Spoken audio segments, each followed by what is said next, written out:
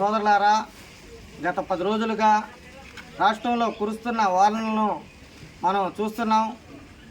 అనేక కుటుంబాలు ఇబ్బందుల్ని ఎదుర్కోవడం జరుగుతుంది, పని బాటలు లేకుండా.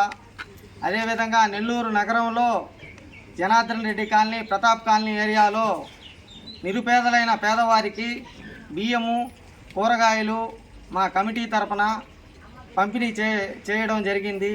ఈ కమిటీలో నూకలపాటి సురేష్ అను నేను, నూకలపాటి కృష్ణ, చిన్న, ఆరిఫు, సుబహాని, సుల్తాను, వాజీదు, షాహులు, శంకరయ్య తదితరులు పాల్గొనడం జరిగింది.